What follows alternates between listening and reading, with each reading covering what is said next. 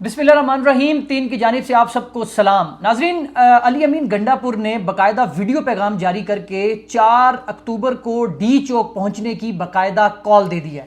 بڑا انتظار ہو رہا تھا اس کال کا اور بڑا ڈیلے تھا, اور ڈیلے کے حوالے سے بھی بہت خبریں آ رہی تھی کہ بڑا کچھ ایسے معاملات ہیں جس کی وجہ سے یہ کال جو ہے وہ ڈیلے ہو رہی ہے. کیونکہ علی امین گنڈا پور کی عمران خان سے ملاقات ہوئی تو اس کے بعد علی امین گنڈا پور نے ہی اناؤنس کرنا تھا یہ جو احتجاج ہے ڈی چوک کا, یہ کال انہوں نے اناؤنس کرنی تھی تو یہ انہوں نے اناؤنس کر دیا ہے. اب ان کی اناؤنسمنٹ کے بعد کی سچویشن کیا ہے اور وہ ڈیلے کیوں ہوا یہ بھی ہم آپ کو بتائیں گے. اس کے ساتھ مولانا فضل الرحمان صاحب کے گھر ایک بار پھر جو ہے وہ ملاقاتوں کا سلسلہ جاری ہے, اور آپ یقین مانیے کہ شاید مولانا فضل الرحمان اب تنگ بھی آ جائیں ایک سٹیج پر, کیونکہ مسلسل ملاقاتوں کا سلسلہ جو جاری ہے وہاں پر کیا ہو رہا ہے یہ بھی ہم آپ کو بتائیں گے. اور آپ کو یاد ہوگا 16 ستمبر کی صبح 3 بجے میں اور زبیر اسی جگہ اسی صوفے پر بیٹھے ہوئے تھے اور ہم نے آپ کے سامنے وہ آئینی ترامیم کا جو مجوزہ آئینی ترامیم کا جو ڈرافٹ تھا, جو پیپرز تھے وہ آپ کے سامنے لے کر آئے تھے. اور یہ کریڈٹ بھی ٹیم کی ٹیم کو جاتا ہے کہ سب سے پہلے اس آئینی ترامیم کا جو ڈاکومنٹ ہے وہ ہم نے اپنے پلیٹ فارم سے آپ تک پہنچایا تھا. ہمیں اب ایک بار پھر ہم آپ کو یہ بتا رہے ہیں کہ اسی جگہ اسی صوفے پر بیٹھ کر فرق صرف اتنا ہے کہ ہماری خوش نصیبی ہے کہ آج رضوان گلزئی صاحب بھی ہمارے ساتھ موجود ہیں, اور ہم پھر اسی آئینی ترامیم کا جو مجوزہ ڈرافٹ پیپر ہے اس کے حوالے سے کچھ ڈسکس کریں گے, کیونکہ ایک بڑی چیز, ایک ڈیفرنٹ چیز جو ہے وہ ہمارے سامنے آئی ہے اور اس کے اندر اب کیا چینجز ہو رہی ہیں یہ معلومات بھی ہم تک پہنچی ہیں تو ہم آپ کے ساتھ ڈسکس کریں گے. سب سے پہلے زبیر صاحب, رضوان صاحب, کون سا پہلے علی امین گنڈا پور کا معاملہ جو ہے وہ ڈسکس کرنا ہے یا اس مسودہ جو آئینی ترمیم کا جو آئینی ترمیم کا مسودہ ہے وہ امپورٹنٹ ہے. علی امین گنڈا پور کے حوالے سے بھی معاملہ کیونکہ وہ اناؤنسمنٹ ہو گئی ہے, اس کے اوپر بات کرنی ہے, اب چیزیں ڈسکس کرنی ہے. تو اناؤنسمنٹ تو ہو گئی ہے لیکن اناؤنسمنٹ کے بعد کی جو صورتحال ہے وہ امپورٹنٹ ہے. تو لیکن آئینی ترمیم کا مسودہ میرے خیال میں زبیر صاحب آج پھر آپ کو یہ کریڈٹ جاتا ہے کہ وہ آئینی ترمیم, اب میں تو کچھ بول بھی نہیں رہا, کوئی انفارمیشن ایسی بھی ہوتی ہیں جو نہیں بندہ بتا رہا ہوتا, لیکن آپ میری مسکراہٹ کا جو ہے نا وہ اس سے سمجھ جائیں. جی زبیر صاحب. اچھا, آئینی ترمیم کے حوالے سے نا کچھ چیزیں سامنے آئی ہیں اور کچھ چیزیں ہم تک پہنچی بھی ہیں. اس کے حوالے سے اب جو آئینی ترمیم کا جو ڈرافٹ ہے وہ بنیادی طور پر 2 ڈرافٹ ہیں. ایک ڈرافٹ پیپلز پارٹی نے تیار کیا ہے, ایک ڈرافٹ حکومت نے تیار کیا ہے, اور حکومت کا وہ ڈرافٹ جو ہے وہ محسن نقوی نے پہنچایا ہے. اور وہ وہی ڈرافٹ ہے, آلموسٹ وہی ڈرافٹ ہے. وہ ڈرافٹ نہیں ہے جس منظر عام پر آیا تھا, اس میں بڑی خطرناک چیزیں ہیں. جو آرٹیکل 8 کے حوالے سے جو تجویز تھی, جو جے یو آئی فے کی ریزسٹنس کے بعد وہ نکال دی گئی تھی, اس ڈرافٹ میں نہیں تھی, وہ جو 29 صفحات کا تھا. اب وہ جو محسن نقوی صاحب نے ڈرافٹ دیا ہے اس ڈرافٹ کے اندر آرٹیکل 8 دوبارہ سے موجود ڈلا ہوا ہے, مطلب چینج کچھ بھی. محسن نقوی صاحب کے پاس جو ڈرافٹ موجود ہے اس میں آرٹیکل 8 والا معاملہ اسی طرح موجود ہے. اور آرٹیکل 8 جو ہے وہ بنیادی طور پر فنڈامنٹل رائٹس کے حوالے سے ہے. اب اس میں جو فنڈامنٹل رائٹس کو آپ اس کو ذرا میں آسان الفاظ میں بتاتا ہوں تاکہ سمجھ آئے لوگوں کو, تاکہ سمجھ آ جائے. اب فنڈامنٹل رائٹس کے اندر جو بھی کوئی قانون سازی ہوتی ہے آئین سے متعلق, آرٹیکلس ترمیم کا بھی یا کوئی قانون سازی ایکٹ بھی بنتا ہے, تو وہ قانون سازی اگر فنڈامنٹل رائٹ سے متصادم ہو تو پھر وہ قانون سازی چیلنج ہو جاتی ہے عدالتوں میں. اب اس آئینی ترمیم میں یہ کہا جا رہا ہے کہ جو آرٹیکل 8 کے اندر جو فنڈامنٹل رائٹس کا جو چیپٹر ہے اس سے اگر کوئی چیز متصادم بھی ہوتی ہے تو وہ عدالت کے اندر جو چیلنج کرنے کا معاملہ ہے وہ اس کی جورسڈکشن سے باہر ہو جائے گا. یعنی جو عدالت ہوگی ہائی کورٹ کی, وہ آئینی ترمیم یا قانون کوئی ایسا بنتا ہے جو فنڈامنٹل رائٹس کے خلاف ہو تو وہ آئینی عدالت یا قانون کے اندر یا عدالت کے اندر وہ چیلنج نہیں ہو سکے گی. بنیادی طور پر آپ اس میں تفصیل دیجیے گا, لیکن اس کا مطلب جو لب لباب ہے وہ یہ ہے کہ جو فنڈامنٹل رائٹس کے جو چیپٹر ہے نا وہ بھی عملاً ختم ہے. اچھا, یہ آپ نے آرٹیکل 8 کی بات کی ہے نا, اور بھی اس کے اندر 3-4 آرٹیکلز ہیں جو ابھی ہم نے جو ڈاکومنٹ دیکھا ہے اس میں تھا. اچھا, یہ جو چیپٹر جو آرٹیکل 8 ہے نا, یہ فنڈامنٹل رائٹس جو بنیادی انسانی حقوق آئین میں دیے گئے ہیں اس کا یہ پہلا آرٹیکل ہے, اور یہ پورا چیپٹر جو فنڈامنٹل رائٹس کا ہے نا یہ اس کو ایکسپلین کرتا ہے. اس کے اندر وہ کچھ چیزیں انہوں نے یہ کہہ دی ہیں کہ یہ جو آرٹیکل 8 ہے فنڈامنٹل رائٹس کے حوالے سے, یہ اس میں جو اس کی کلاس 5 ہے نا اس کے اندر اس کو سبسٹیٹیوٹ کیا جا رہا ہے. کلاس 5 یہ کہتی ہے کہ یہ the rights conferred by this chapter shall not be suspended except as expressly provided by the constitution. उसके अंदर यानी कि आइन के अंदर ये वाज़े लिखा हुआ है आर्टिकल 8 की सब क्लास 5 में कि जितने भी चैप्टर के अंदर फंडामेंटल राइट्स हैं, मतलब राइट्स ऑफ स्पीच है, राइट ऑफ मूवमेंट है, राइट आर्टिकल 8 बुनियादी तौर पे जो जुबैर बता रहे हैं ये है ही शहरियों के फंडामेंटल राइट्स का। आगे जो राइट्स आ रहे हैं ना, आर्टिकल 10 है, आर्टिकल 11 है, आर्टिकल ये 20 तक हैं, ये जो जितने भी हैं ये फंडामेंटल राइट्स से मुतल्लिक हैं। उसमें वो ये कहता है क्लास 5 में कि ये किसी भी मौके पे सस्पेंड नहीं किए जा सकते। वो 5 क्लॉज को सब्स्टिट्यूट किया जा रहा है। अब सस्पेंड इसमें जब ये आर्टिकल निकल जाएगा ना तो फिर इसके अगेंस्ट जितनी भी कानून साजी इसके तहत होगी, आर्टिकल की क्लॉज ये वाली 5, आर्टिकल 8 की ये जो 5 क्लॉज है, यानी जितनी भी कानून साजी होगी वो किसी अदालत या किसी जो कोर्ट है उसमें चैलेंज नहीं हो सकती। ये बुनियादी बात है कि जहाँ पे अदालतों के पास, लोगों के पास, अग्रीव के पास एक होता है कि जी वो कोई भी कि वो अदालतों में जाते हैं, वो अगर वो निकल जाएगा तो फिर तो सारा सिस्टम ही फारग हो जाएगा। इसका सिंपल एक और आसान मैं बता दूं कि जब भी मुल्क में इमरजेंसी नाफिज होती है, परवेज़ मुशर्रफ की इमरजेंसी नाफिज हुई थी, जब भी मार्शल लॉ के दौर में, आमरों के दौर में इमरजेंसी नाफिज होती है, आइन का सबसे पहला जो पार्ट है ना वो फंडामेंटल राइट्स आर्टिकल 8 मुअत्तल हो जाता है। सबसे पहले फंडामेंटल राइट्स मुअत्तल होते हैं। अब इन्होंने वो जो आमरीत के दौर में फंडामेंटल राइट्स मुअत्तल किए जाते हैं एक ऑर्डिनेंस के ज़रिए, अब वो पार्लिमान के ज़रिए, पार्लिमान को टूल बनाकर आइनी तरमीम के ज़रिए इस फंडामेंटल राइट्स को हमेशा हमेशा के लिए मुअत्तल कर रहे हैं। यानी कि ये नॉर्थ कोरिया बनने जा रहा है जहाँ पर आप कोई भी बुनियादी इंसानी हकूक़ की खिलाफ वर्जी होगी, उसके खिलाफ अगर कोई कानून बनता है तो वो अदालत उसमें चैलेंज नहीं हो सकता, कोई भी कानून। अब इसमें होता है, इसमें नेक्स्ट अगला इसकी इम्प्लीकेशंस क्या होंगी। अब जब किसी सिविलियन का मिलिट्री कोर्ट में ट्रायल होता है तो वो सबसे पहले ये कहता है कि ये मेरा बुनियादी इंसानी हुकूक है कि मेरा ट्रायल जो है वो सिविलियन अदालत में होना चाहिए। अब जब ये सिविलियन अदालत वाला मामला ही, ये फंडामेंटल राइट्स वाला चैप्टर ही गया, तो इसका मतलब है कि he can be trial in the military courts to. वो मिलिट्री कोर्ट्स और वो चैलेंज भी नहीं हो सकता, वो चैलेंज नहीं हो सकता। तो ये इंपॉर्टेंट चीज़ है। आर्टिकल 100 है वो अटॉर्नी जनरल से मुतल्लिक है, उसके अंदर तरमीम है। फिर उसके बाद आर्टिकल 175 है जो constitution of the supreme court है, जो जजेस की तकर्री का मामला है। और आर्टिकल 2 और एज वगैरह भी उसी में है ना, उसी में वो यानी वो सारा चीज वही सेम है जो पुराना मसवदा है। नहीं, उसके अंदर जो हाई कोर्ट और सुप्रीम कोर्ट के हवाले से ना, उसके अंदर जो नई चीज आई है ना कि कॉन्स्टिट्यूशनल मतलब वो जो कॉन्स्टिट्यूशनल कोर्ट है उसका क़याम है।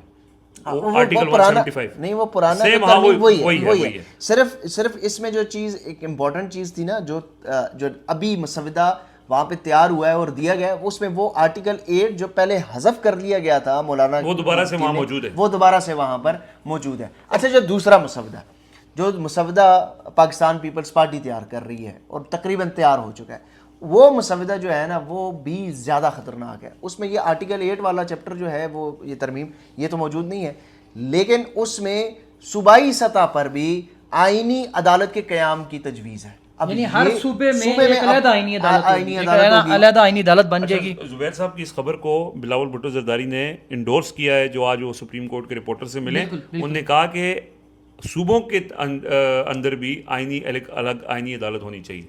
और नहीं, वो तो वैसे एक चीज और भी आज उन्होंने एक्सपोज कर दिया ना कि हमारे पास टाइम जो है वो 25 तक ही है, अगर नहीं 25 के बाद ये मुश्किल हो जाएगा। क्यों मुश्किल हो जाएगी? क्योंकि वो सबसे बड़ा सहूलतकार रिटायर्ड हो जाएगा ना। एग्जैक्टली। उनका ये बयान जस्टिस काजी फाइज ईसा के खिलाफ एक चार्जशीट है। इसका मतलब काजी फाइज ईसा सहूलतकारी कर रहे हैं ना, जो इनको यकीन है कि 25 तक हमारी सहूलतकारी हो जाएगी। और उसके बाद अगर ये ना हुए तो जो अगर दूसरे जजेस आ गए तो उन्होंने ये नहीं होने देना। अब ये जो तजवीज़ है ना, ये जो तजवीज़ पीपल्स पार्टी की है, मैंने ये चेक किया कि पीपल्स पार्टी की जो तजवीज़ है उसमें क्या सिर्फ ये सूबों की सतह तक आईनी अदालत है या कुछ और भी चीज़ें। उन्होंने कहा जी बाकी चीज़ें वही सेम है, वही जजेस की रिटायरमेंट की जो उम्र है वो 68 ईयर्स तक करना, यानी उसमें भी काजी फाइज मतलब इन्होंने 175 में सिर्फ ऐड किया है कि भाई आप सूबों में भी बना दो प्लेयर हैं। हमने पहले ये बताया था कि एक प्लेयर है मोहसिन नकवी, दूसरे प्लेयर है छोटे जरदारी साहब। अब जो दोनों आईनी मसवदे हैं उनको देख कर ये लगता है कि ये दोनों कहीं और तैयार हुए हैं और ये सहूलतकारी कर रहे हैं और वही मसवदा दोबारा से एक तरह से बेचा जा रहा है।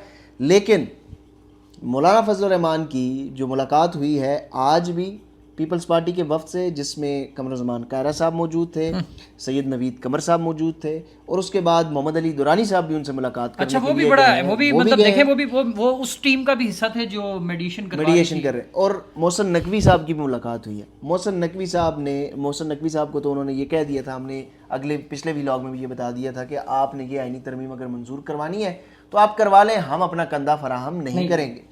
پیپلز پارٹی کو بھی انہوں نے کہہ دیا کہ نشتہ، مطلب یہ انہوں نے دوسرا بھی دیکھ لیا، پیپلز پارٹی والا بھی دیکھ لیا۔ آپ یہ بتا رہے ہیں کہ مولانا فضل الرحمان صاحب نے جو پیپلز پارٹی والا مسودہ ہے وہ بھی انہوں نے دیکھ لیا، اور جو محسن نقوی صاحب گزشتہ رات لے کر آئے تھے وہ بھی انہوں نے دیکھ لیا، اور اس کے بعد انہوں نے کہا جی ہم اپنا کندھا پرووائڈ نہیں کریں گے۔ اچھا محمد علی یہ میٹنگ کا حوالہ ذرا کمپلیٹ کر لیں کہ محمد علی درانی صاحب کی جو آج ملاقات ہوئی ہے نا، تو درانی صاحب سے میری خود بات ہوئی، میں نے ان سے پوچھا کہ کیا کس چیز کے اوپر ڈسکشن ہوئی، مولانا صاحب کہاں کھڑے ہیں؟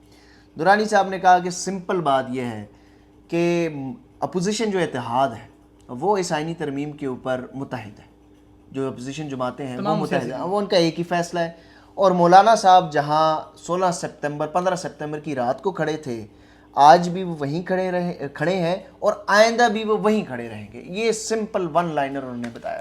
اچھا آپ اپنی بات جو آپ کمپلیٹ کریں، یہ بھی ساتھ بتائیے گا کہ آپ کی مولانا صاحب کے لوگ جو ہیں ان سے بات چیت ہوتی رہتی ہے، مولانا صاحب اب کیا مطلب ان کو یہ نہیں، اگر وہ مولانا صاحب کی بات بھی نہیں مان رہے اور مولانا صاحب جو کہہ رہے تھے کہ ڈیلے کر دیں تھوڑا سا، اور وہ ابھی بھی یہ چاہتے ہیں کہ یہ معاملہ ڈیلے ہو، 25 کے بعد دیکھ لیں اس کو بیٹھ کے، اب اگر یہ کرتے ہیں اور جو یہ جس طریقے سے نظر آ رہا ہے کہ یہ مکمل تیاری کے ساتھ پلاننگ کے ساتھ ہر چیز ہو رہی ہے اور یہ ہفتے اتوار ویکنڈ تک یہ سارے معاملے کو نمٹا دیا جائے گا، تو مولانا صاحب کی اسٹریٹجی پھر ہوگی کیا؟ مطلب نہیں جانا، انہوں نے نہیں جانا لیکن وہ رزسٹ بھی نہیں کریں گے۔ وہ یہ کہہ رہے ہیں کہ میں جو مولانا صاحب کے کیمپ سے جو باتیں ہیں نا، وہ یہ کہہ رہے ہیں کہ مولانا صاحب اس کی حمایت تو بالکل نہیں کریں گے۔ دوسری آپشن ہے کہ اس کی مخالفت، اس مخالفت آپ کس طرح کر سکتے ہیں کہ آپ کے پاس آپشن یہی ہے کہ آپ نے سڑکوں پہ نکلنا ہے اور احتجاج کرنا ہے۔ اس حوالے سے وہ کہہ رہے ہیں کہ ہم اپنا احتجاج کر رہے ہیں اور ہم اسی طرح احتجاج اپنا جاری رکھیں گے، لیکن جس طرح کا پی ٹی آئی کا جو احتجاج ہے اس کے اندر ان سے پی ٹی آئی کی جو بات چیت ہوئی ہے نا، اس میں ان کو یہ لگتا ہے کہ ابھی بھی کوئی کلیئرٹی نہیں ہے، کوئی اسپوائلر موجود ہے، کوئی ہاں اس کے اندر کچھ لوگ ایسے ہیں جن کی باتوں یا جن کے بیانات یا جن کے کردار کی وجہ سے ان کے شکوک و شبہات ہیں۔ اچھا پھر ڈاکٹر عارف علوی صاحب، ظاہر ہے ہم نے یہ بتایا تھا کہ انہوں نے ان کو سنجیدہ لیا، اور بیسکلی وہ یہ چاہ رہے ہیں کہ جی عمران خان، چونکہ P T I Imran Khan ہے اور عمران خان کا جو اس پہ سٹانس ہے وہ کلیئر ہونا چاہیے۔ اب وہ عارف علوی نے جا کے ان کو بتایا کہ یہ ہمارا یہ سٹانس ہے اور ہم یہ چاہتے ہیں کہ ہم اس پہ اوپر متفقہ طور پہ چلیں۔ اب یہ اسٹریٹ موومنٹ کے اندر ان کی جو ڈسکشن ہوئی ہے وہ بہت انیشیل سٹیج کے اوپر ہوئی ہے، یعنی کہ جیسے ان کو باضابطہ جا کے اس طرح سے دعوت نہیں دی گئی یا ان کو انگیج اس طرح سے نہیں کیا گیا۔ آئینی ترمیم پہ تو کیا گیا پوری بات، لیکن جو اسٹریٹجی پی ٹی آئی کی ہے اس پر انگیجمنٹ نہیں۔ اصل میں ان کے درمیان اتحاد ابھی اس لیول کے اوپر نہیں رہا کہ وہ ایک دوسرے کے جلسوں میں شرکت کریں، تو اس کے اوپر ابھی ظاہر ہے کہ اچھا اس میں ایک کوشش ہو بھی رہی ہے، اور وہ کوشش جو ہے وہ سلمان اکرم راجہ کر رہے ہیں، اور سلمان اکرم راجہ نے ان کو یہ کنوے کرنے کی کوشش کی ہے، اور جو لاسٹ میٹنگ بھی ہوئی تھی اور اس کے بعد بھی مولانا فضل الرحمان جو ہے نا وہ دو لوگوں سے بڑے خوش ہیں، ایک ڈاکٹر عارف علوی اور ایک سلمان اکرم راجہ، کہ یہ بڑے کلیئر ہیں، ان کی سوچ میں، ان کی گفتگو میں، ان کی پالیسی میں کلیئرٹی نظر آ رہی ہے۔ کچھ سپوائلرز موجود ہیں لیکن وہ کہتے ہیں کہ فی الحال ہم ان کو دیکھ کر جو ہے ان کو ترجیح دیں گے، لیکن سلمان اکرم راجہ یہ کوشش ضرور کر رہے ہیں کہ مولانا فضل الرحمان بھی ان کے اس اتحاد میں، احتجاجی جو تحریک ہے اس میں شامل ہو جائیں۔ شاید وہ ڈی چوک والے میں تو شامل نہیں ہوں گے، لیکن پی ٹی آئی کی جو قیادت ہے جس میں ڈاکٹر عارف علوی اور سلمان اکرم راجہ ہیں، وہ یہ ضرور کوشش کر رہے ہیں کہ یہ جو ڈی چوک والا احتجاج ہے یہ تو سیمی فائنل ہے، لیکن جو فائنل کال آنی ہے اس میں مولانا ان کے ساتھ کھڑے رہیں، اور مولانا نے ان کو یہ کہا ہے کہ ہم دیکھ رہے ہیں کہ آپ کیا کر رہے ہیں۔ ہاں وہ ویٹ اینڈ سی بھی کر رہے ہیں۔ دوسرا یہ ہے کہ دیکھیں اس کے اندر جو متاثرہ فریق ہے نا وہ تو پی ٹی آئی ہے نا، یہ ساری چیزیں تو اس لیے کی جا رہی ہیں کہ یہ ساری ترمیم کے آگے عمران خان کا ملٹری ٹرائل کیا جائے اور پی ٹی آئی کو بالکل جو ہے وہ ختم کیا جائے۔ مولانا کے تو ابھی رابطے ہر جگہ موجود ہیں، گورنمنٹ کے ساتھ بھی ہیں، اسٹیبلشمنٹ کے ساتھ بھی ہیں، یعنی ان کے اگر اختلافات بھی ہیں لیکن وہ کارڈیل ریلیشن مطلب اس سٹیج پر نہیں پہنچے کہ مولانا صاحب بہت ہی ہارڈ قسم کا سٹانس لے لیں۔ وہ دیکھیں یہ صورتحال جائے گی الٹیمیٹلی اسی طرف کیونکہ اگر مولانا ساتھ نہیں دیں گے تو مولانا اس کا شکار ہوں گے. خاص طور پہ جو خیبر پختونخوا کی جو سچویشن بنی ہوئی ہے, اگر یہاں پہ اب اس کے بعد چونکہ اگلا حصہ ڈسکس کرنا ہے علی امین گنڈا پور اور یہ سارا معاملہ, گورنر راج اور اس طرح کی جو چیزیں چل رہی ہیں, تو اس کے اندر وہ مولانا بھی اس کی زد میں آئیں گے, تو پھر وہ اس کے اوپر کوئی ریئیکشن دیں گے, کیونکہ وہ آلریڈی پشاور کے اندر پریس کانفرنس میں خبردار کر چکے ہیں کہ اگر ایسی کوئی چیز کی تو پھر ہم سڑکوں پہ نکلیں گے اور خطرناک ہوں گے. اچھا, اب اس میں نا اب جو امپورٹنٹ جو چیز ہے نا, اس ساری آئینی ترمیم ہو گئی, مولانا صاحب کے ساتھ ملاقاتیں ہو گئیں. اب یہ ہے کہ علی امین گنڈا پور کو کل خان نے بولا تھا کہ آپ جاؤ اور 4 اکتوبر کا ڈی چو کا جو ہے اناؤنس کرو, لیکن وہ کل دن گزر گیا, پھر رات گزر گئی, پھر آج سارا دن گزر گیا, تو رات کو انہوں نے یہ جا کے تو اناؤنس کیا. آپ کو کیوں ڈیلے کیوں ہوا؟ مطلب لوگ پوچھ رہے تھے کہ یار یہ ڈیلے کیوں ہوا ہے, کیوں اتنی دیر کر دی, آخر اس کے پیچھے حکمت کیا ہے, اور اب آگے کیا ہوگا؟ کیونکہ لوگ یہ بھی کہہ رہے ہیں کہ علی امین گنڈا پور کے اوپر بڑا دباؤ ہے, بڑا پریشر ہے, تو مطلب یہ چیزیں کیا ہیں, یہ بیسکلی انفارمیشن کیا ہے اس پہ؟ دیکھیں سمپل سی بات ہے سمجھنے کے لیے لوگوں کے لیے. علی امین گنڈا پور کل گئے تھے اور وہ یہ ریکویسٹ لے کے گئے تھے کہ یہ اس کو ملتوی کر دیا جائے. یہ علی امین گنڈا پور کی اپنی ریکویسٹ تو نہیں تھی. ظاہر علی امین گنڈا پور کنیکٹڈ ہیں اور وہ میسیجنگ ساری چیزیں ان کے ذریعے ہو رہی ہیں. علی امین گنڈا پور کو یہ کلیئر بتایا گیا تھا کہ اس وقت جو سچویشن ہے, آپ اس میں ابھی ملائیشیا کا پرائم منسٹر بھی آیا ہوا ہے, ایس سی او بھی ہے, تو آپ کوئی اسلام آباد کے اوپر ایسی کوئی چڑھائی نہ کریں. عمران خان کو آپ جا کے کہہ دیں اور ان کو کہیں اس کو ملتوی کر دیں, اگلے ہفتے پہ لے جائیں یا اس سے اگلے ہفتے پہ لے جائیں. عمران خان نے انکار کر دیا. اس کے بعد علی امین گنڈا پور دوبارہ آئے, انہوں نے آ کے اپنی پارٹی سے میٹنگس کی, ڈیلیبریشن کی. ظاہر ہے کہ وہ جو میسیج لے کے گئے تھے وہ میسیج واپس بھی کنوے کیا کہ نہیں ہو سکتا, تو اس دوران وہ کشمکش کا شکار تھے کیونکہ یہ فیصلہ بڑا ہے. دیکھیں یہ علی امین گنڈا پور اپنی حکومت کو داؤ پر لگا کر اسلام آباد پہنچیں گے. اگر وہ نہیں مانیں گے تو آپ کو پتہ ہے کہ جو ان کی حکومت چلا رہے ہیں وہ پھر ان کو نہیں چلنے دیں گے, اور یہ بات ان کو اچھی طرح سے چلنے تو نہیں دے رہے. بظاہر ایک آج سمبولک جو پی ٹی ایم کے احتجاج کے ساتھ ہوا ہے, جو کے پی پولیس نے ان کے اوپر کیا, علی امین گنڈا پور کی خود حکومت کہہ رہی ہے کہ ہم نے نہیں کی, انہیں نہیں, ان کی اسٹیٹمنٹ آ گئی کہ ہم نے یہ کے پی پولیس کو نہیں کہا, تو کس نے کہا؟ تو اس کا مطلب یہ ہے کہ علی امین گنڈا پور کو حکومت تو ابھی بھی نہیں کرنے دی جا رہی. وہ تو ہم کئی عرصے سے کہہ رہے ہیں نا کہ وہ حکومت تو نہیں ہے نا, وہ تو ایک سمبولک سی حکومت ہے یار. اچھا, اب وہ انہوں نے اعلان کر دیا. ان علی امین گنڈا پور پہ پریشر اس وجہ سے ہے کہ وہ دونوں سائڈ سے پھنسے ہوئے ہیں. وہ عمران خان کو بھی انکار نہیں کر سکتے اور دوسری طرف بھی وہ ظاہر ہے کہ انہوں نے کچھ کمٹمنٹس دی. سو اب انہوں نے اعلان کر دیا. اب اس اعلان کے بعد جو ہے نا وہ شدید رد عمل ایکسپیکٹڈ ہے. آپ کو میں ایک بات کہہ رہا ہوں, آپ نہیں مانیں گے تو میں تو پھر اپنا کام کروں گا. سو اب ان کو کچھ اطلاعات یہ آ رہی ہیں, یہ آلدو کہ علی امین گنڈا پور کے کیمپ سے کنفرم نہیں ہوئی ہیں, زبیر صاحب اس کو ایکسپلین کریں گے, لیکن یہ اطلاعات آ رہی ہیں کہ ان کو یہ بتا دیا گیا ہے کہ اگر آپ اسلام آباد آ گئے تو اس کے بعد آپ نے ہم سے گلہ نہیں کرنا. اور آپشن کیا ہے کہ گورنر راج کا صوبے میں حکومت ختم کر کے گورنر راج لگا دیا جائے گا. حالانکہ گورنر راج لگانا کوئی اتنا آسان کام نہیں ہے. گورنر راج ایک پروسیس کو کون دیکھتا ہے؟ چلو پروسیس کے بعد لوگ ہی ہیں نا یار, لوگ ہی ہیں. یہ کہ پروسیس کے بعد کیا ہوگا, کیا خیبر پختونخوا میں گورنر راج لگانا افورڈ کیا جا سکتا ہے جہاں پہ آپ کا تقریباً 95% جو آبادی ہے وہ ایک سوچ کے ساتھ کھڑی ہے؟ تو کیا وہ اس کو ایکسیپٹ کرے گی؟ یہ ایک اور آپ نیا محاذ وہاں پہ کھول لیں گے, ایک اور نئی چیز ہو جائے گی. لیکن دھمکی دے دی گئی ہے. اب یہ صرف ڈرانے کے لیے ہے, پریشر ٹیکٹکس ہیں, کیا ہیں؟ زبیر صاحب بہتر ایکسپلین کریں. دیکھیں یہ ڈرانے کے لیے ہے, یہ اس وقت بھی ڈرانے کے لیے تھا جب عمر عطا بندیال الیکشن کی تاریخ دے رہے تھے, تو انہوں نے کہا تھا کہ اس کے اوپر عمل نہیں ہوگا اور ایمرجنسی لگ جائے گی. مارشلہ کی بھی افواہیں پھیلائیں گی, ڈرایا گیا. اور اس کے بعد مخصوص نشستوں کا فیصلہ جب سپریم کورٹ آف پاکستان دے رہی تھی تو اس وقت بھی کانسٹیٹیوشن ایونیو شاہراہ دستور کے اوپر مختلف گاڑیاں گشت کرتی ہوئی نظر آئیں, ہیلی کاپٹر چلتے ہوئے نظر آئے. یہ ساری چیزیں ڈرانے کے لیے ہوتی ہیں کہ ایمرجنسی لگ جائے گی. اب یہ ڈرایا دھمکایا یا یہ چیزیں فلوٹ کروائی جا رہی ہیں اسلام آباد کے اندر. ڈرایا گیا تھا, ہاں وہ مولانا کو بھی ڈرایا گیا تھا. تو یہ فلوٹ کروائی جاتی ہیں, یہ کہا جاتا ہے کہ ہم یہ کر دیں گے. ایمرجنسی لگانا خیبر پختونخوا میں ایسا ہی ہے جیسے آپ نے ایک آگ کے اوپر پیٹرول چھڑکتے ہیں.